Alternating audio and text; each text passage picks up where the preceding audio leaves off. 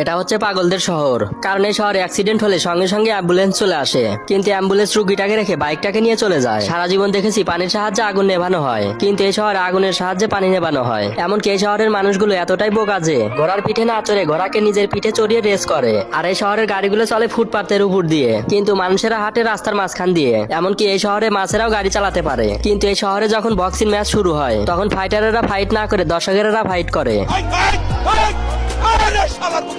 ছোটবেলায় গল্প শুনেছিলাম পরীরা এসে বাচ্চাদেরকে ডেলিভারি করে দিয়ে যায়, কিন্তু এখানে তো বক এসে বাচ্চাদের বাবা মাকে ডেলিভারি করে দিয়ে গেল। আর এটা হচ্ছে পৃথিবীর সব থেকে বিখ্যাত কলেজ, কারণ এই কলেজে পড়াশোনা করার জন্য ভর্তি হলে তাকে পড়াশোনা শেষ করে কামলা দিতে হয়।